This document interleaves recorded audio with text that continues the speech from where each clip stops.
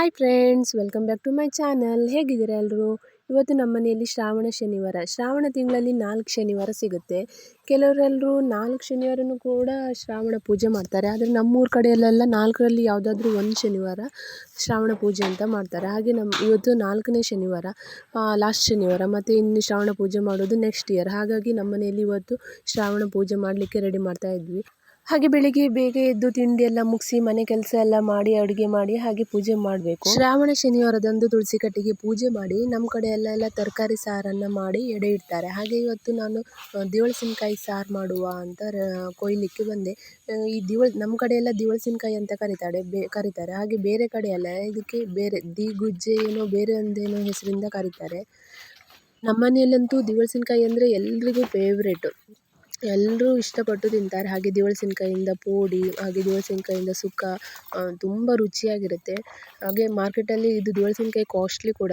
ನಾನು ಕೊಯ್ಲಿಕ್ಕೆ ಟ್ರೈ ಮಾಡ್ತಾ ಇದ್ದೆ, ಆದರೆ ಕೊಕ್ಕೆ ನನಗಿಂತ ದೊಡ್ಡದಾಗಿದೆ. ತುಂಬ ಮರಕ್ಕಿಂತಲೂ ಸಹ ಕೊಕ್ಕೆ ದೊಡ್ಡದಾಗಿದೆ. ಕೊಕ್ಕೆ ಆಧರಿಸ್ಲಿಕ್ಕೆ ಬರ್ತಾ ಇರಲಿಲ್ಲ. ಮತ್ತು ಇದು ತುಂಬ ಹಳೆ ಮರ ಏನಲ್ಲ, ಸಣ್ಣ ಗಿಡ. ಒಂದು 4 ವರ್ಷ ಆಯಿತು ನಟ್ಟು. ಆದರೂ ವರ್ಷಕ್ಕೊಂದು 3, 4, 5, 6 ಕಾಯಿ ಅಂತೂ ಬಿಡುತ್ತೆ. ಈ ದಿವಳಸಿನಕಾಯಿ ಗಿಡವನ್ನು ಅಜ್ಜಿ ಇದ್ದಾರಲ್ಲ ನೋಡಿ, ಅಜ್ಜಿ ಅಕ್ಕ ಬೇರೆಯವ್ರ ಮನೆಯಿಂದ ಬೇಡ್ಕೊಂಡು ಬಂದು ತಂಗಿಗೋಸ್ಕರ ತಂದು ಕೊಟ್ಟಿದ್ದಾರೆ. ಮರದಲ್ಲಿ 2 ದಿವಳಸಿನಕಾಯಿ ಇದ್ದಿದ್ದು. ನಾನು ಅಂದ್ಕೊಂಡೆ ಒಂದು ಇವತ್ತು ಸಾರು ಮಾಡುವ, ಇನ್ನೊಂದು ದಿನ ಪೋಡಿ ಮಾಡ್ಬೋದು, ರುಚಿಯಾಗಿರುತ್ತೆ ಅಂತ ಅಂದ್ಕೊಂಡು ಬಂದರೆ ಒಂದು ಬೆಳೆದು ಅದು ಹಾಳಾಗಿ ಹೋಗಿದೆ. ಮರದಲ್ಲಿ ಹಾಳಾಗಿ ಹೋಗಿದೆ. ಯಾರೂ ಸಹ ನೋಡಲಿಲ್ಲ. ತುಂಬ ಬೇಜಾರಾಗಿ ಹೋಯಿತು. ಅಂದರೆ ದಿವಳಸಿನಕಾಯಿ ಎಲ್ರಿಗೂ ಇಷ್ಟ ಅಲ್ಲ, ಒಂದು ಇಡೀ ದಿವಳಸಿನಕಾಯಿ ವೇಸ್ಟ್ ಆಗಿ ಹೋಯ್ತಲ್ಲ.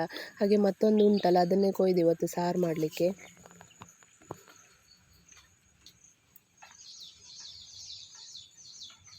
ದಿವಳಸಿನಕಾಯಿ ಸಾಂಬಾರು ಮಾಡುವಾಗ ಏನು ಸ್ಪೆಷಲ್ ವೆರೈಟಿ ಮಸಾಲೆ ಏನು ಹಾಕೋದಿಲ್ಲ. ನಾವು ಮಾಮೂಲಿಯಾಗಿ ತರಕಾರಿ ಸಾಂಬಾರಿಗೆ ಯಾವ ರೀತಿ ಮಸಾಲೆ ಹಾಕ್ತೇವೆ ನೋಡಿ, ಅದೇ ರೀತಿ ಮಸಾಲೆ ಹಾಕಿ ಮಾಡೋದು. ಹಾಗೆ ಇದನ್ನು ಕೊಚ್ಚುವಾಗ ಅಂಟು ಮೇಣ ಇರುತ್ತೆ, ಹಾಗಾಗಿ ನೀರು ಹಾಕಿ ಕೊಚ್ಚುತ್ತಾರೆ. ಪೂಜೆ ಮಾಡಲಿಕ್ಕೆ ಇಲ್ಲಿ ಅಮ್ಮ ತುಳಸಿ ಕಟ್ಟೆ ತೊಳಿತಾ ಇದ್ದಾರೆ. ಇವಾಗ ಮಳೆಗಾಲ ಅಲ್ವಾ, ಡೈಲಿ ಮಳೆ ಬಂದು ಚಾಬ್ಲೆಲ್ಲ ಕುತ್ಕೊಂಡಿರುತ್ತೆ. ಹಾಗಾಗಿ ಪೂಜೆ ಮಾಡಲಿಕ್ಕೆ ತೊಳಿತಾ ಇದ್ದಾರೆ. ಇಲ್ಲಿ ಅಪ್ಪ ದೇವ್ರ ಪೂಜೆ ಮಾಡಲಿಕ್ಕೆ ರೆಡಿ ಮಾಡ್ತಾ ಇದ್ದಾರೆ.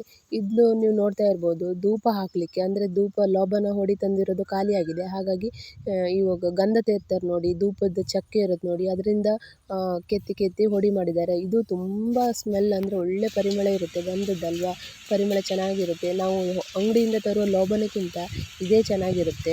ಆದರೆ ಇವಾಗ ಧೂಪದ ಚಕ್ಕೆ ಎಲ್ಲ ಸಿಗೋದಿಲ್ಲ, ಕಮ್ಮಿ ಸಿಗೋದು. ಸಿಕ್ಕಿದ್ರೂ ಕೂಡ ಕಾಸ್ಟ್ಲಿ ಇದು. ಮಣೆ ಇಟ್ಟು ಅದ್ರ ಮೇಲೆ ಅಕ್ಕಿ ಹಾಕಿ ದೀಪ ಹಚ್ಚಿ ಪೂಜೆ ಮಾಡ್ತಾರೆ. ಈ ಅಕ್ಕಿ ನೋಡ್ತಾ ಇರ್ಬೋದು, ನಮ್ಮ ಕಡೆ ಎಲ್ಲ ಕುಚಲಕ್ಕಿ ಅಂತಾರೆ, ಕುಂದಾಪುರದ ಕಡೆ ಎಲ್ಲ ಆ ಅಕ್ಕಿ ಇದು. ಹೆಲ್ತಿಗೆ ತುಂಬ ಒಳ್ಳೆಯದು ಈ ಅಕ್ಕಿ. ನಮ್ಮ ಕಡೆ ಎಲ್ಲ ಶ್ರಾವಣ ಪೂಜೆ ಅಂದರೆ ಇದೇ ರೀತಿ ಮಾಡೋದು. ತುಳಸಿ ಕಟ್ಟೆಯಲ್ಲಿ ಮಣೆ ಇಟ್ಟು ಅದ್ರ ಮೇಲೆ ಅಕ್ಕಿ ಇಟ್ಟು ದೀಪ ಹಚ್ಚಿ ಹೂವೆಲ್ಲ ಇಟ್ಟು ಪೂಜೆ ಮಾಡಿ ಹಾಗೆ ಕಾಯಿಯನ್ನು ಹೊಡಿತಾರೆ. ನಮ್ಮ ಕಡೆ ಶ್ರಾವಣ ಪೂಜೆ ಅಂದರೆ ಇದೇ ರೀತಿ. ನಿಮ್ಮ ಕಡೆ ಯಾವ ರೀತಿ ಮಾಡ್ತಾರೆ ಅಂತ ಕಮೆಂಟ್ ಮಾಡಿ ತಿಳಿಸಿ ಆಯಿತಾ.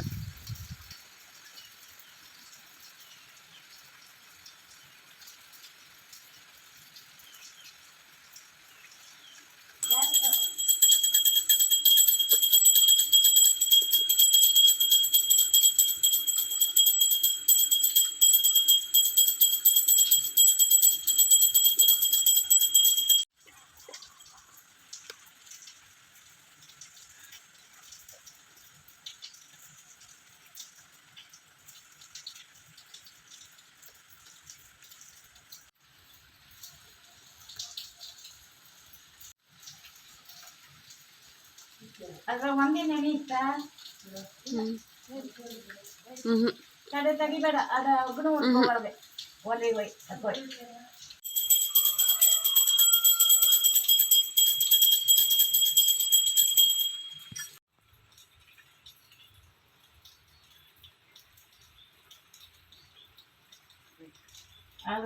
ತುಳಸಿ ಕಟ್ಟೆಗೆ ದೀಪ ಹಚ್ಚಿರ್ತಾರೆ ನೋಡಿ, ಅದರಲ್ಲಿ 2 ಬತ್ತಿ ಹಾಕಿ ಹಚ್ಚಿರ್ತಾರೆ.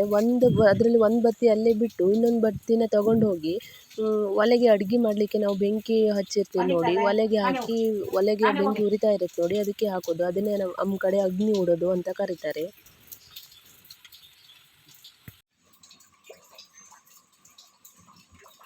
ಇಲ್ಲಿ ಎಡೆ ಇಡಲಿಕ್ಕೆ ರೆಡಿ ಮಾಡ್ತಾ ಇದ್ದಾರೆ. ಈ ಮಣೆ ನೋಡ್ತಾ ಇರ್ಬೋದು ನೀವು, ಇದು ಮೊನ್ನೆ 2-3 ದಿನ ಆಯಿತು ಮಾಡ್ಕೊಂಡು ಬಂದು ಹೊಸ ಮಣೆ. ಮೊದಲೆಲ್ಲ ಮಣೆ ಯಾವ ರೀತಿ ಇರ್ತಾಯಿತ್ತು ಅಂದರೆ ಅಲ್ಲಿ ನೋಡ್ಬೋದು, ಹಿಂದ್ಗಡೆ ಒಂದು ಮಣೆ ಇತ್ತು ನೋಡಿ, ಆ ರೀತಿ ದೊಡ್ಡ ಕಾಲಿಟ್ಟು ಅಗಲ ಇರ್ತಾಯಿತ್ತು ಮಣೆ. ಇವಾಗೆಲ್ಲ ಈ ರೀತಿ ಚಪ್ಪಟಿ ನೆಲದ ಮೇಲೆ ಇರುತ್ತೆ ಈ ರೀತಿ ಮಣೆ, ಹೊಸ ಮಣೆ ಇದು.